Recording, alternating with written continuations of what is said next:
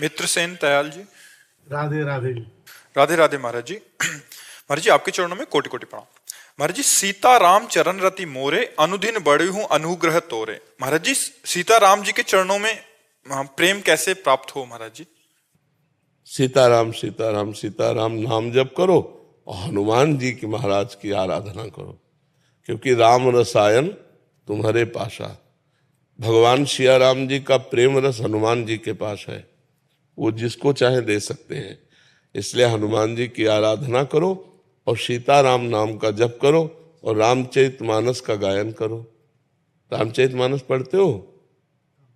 है नहीं, इतना पढ़ो कि नशा हो जाए, भगवान का चरित्र गायन और सुनने का नशा हो जाए। जब खाली बैठे हैं तो बस शुरू कर रहे हैं भगवान के चरित्र।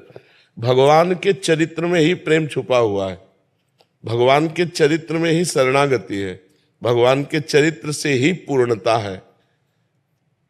बड़े बड़े दुखों का नाश हो जाता है भगवान के। रामचंद्र गुण बरने लागा, सुनते ही सीता कर दुख भागा।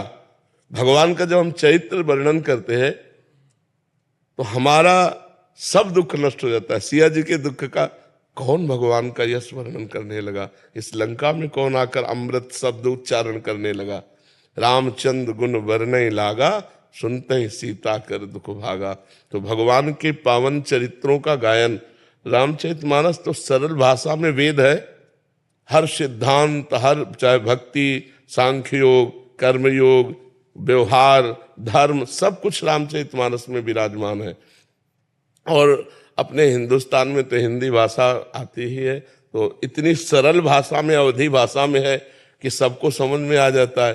तो हमें लगता है कि आप जो रामोपासक भगवान श्री राम से प्रेम प्राप्त करना चाहते हैं, उनको सीताराम नाम का जप करना चाहिए, रामचरितमानस का पाठ करना चाहिए, गायन करना चाहिए, श्रवण करना चाहिए, मनन करना चाहिए और हनुमान जी महाराज के चरणों में आश्रय रखे, क्योंकि हनुमान जी की कृपा से सिया राम के चरणों में प्रीति प्राप्त होती है। गौरव कुशवाहा जी, मेरठ से। जय श्री राम। जय श्री राम महाराज जी। महाराज जी, मैं बहुत संशय में हूँ, ना तो मैं आपको छोड़ सकता हूँ और ना ही मैं राम नाम को। मैं आपके अलावा कहीं और से दीक्षा भी नहीं ले सकता। परेशानी क्या है? सिया राम जपो, सिया राम जपो। महाराज जी, जैसा आप बोलते हो कि किसी राम नाम वाले से वो लेनी पड़ेगी। नहीं, जब मंत्र की बात आती है ना, तब हम कहते हैं। अब जैसे भगवान के राम नाम में अपार सामर्थ्य है। राम भी नहीं कह पाते थे, मरा कहा तो ब्रह्म ऋषि हो गए।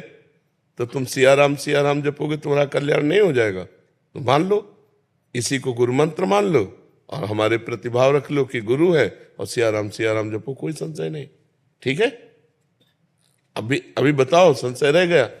नहीं महाराज। बस फिर जपो, आप ही हो सब कुछ। नाम जप से सब ठीक हो जाएगा। आप सिया राम जपो, ठीक है? निशिका गुप्ता जी। राधे राधे महाराज जी। महाराज जी, आपके चरणों में कोटि कोटि प्रणाम। महाराज जी, क्या स्नान के समय या स्नान के तुरंत बाद बाथरूम में यदि नाम लें, जैसे राम नाम अंदर करें, तो ये सही या गलत है? नहीं, ये तो बाथरूम में भी कीजिए, शौचालय में बैठे तो भी कीजिए। मंत्र निषेध है, नाम निषेध नहीं है। जैसे हम नाम जप कर रहे हैं ना, तो अब शौचालय में बैठ के ऐसे तो नहीं जपेंगे राम, ऐसे जपेंगे। अब अंदर जो हमारे चल रहा है उसके लिए निषेध। अपवित्र पवित्रो वा सर्वावस्थांगतोपि वह यह स्मरेत पुंडरीकाक्षम सवायाभ्यांतर शुचि।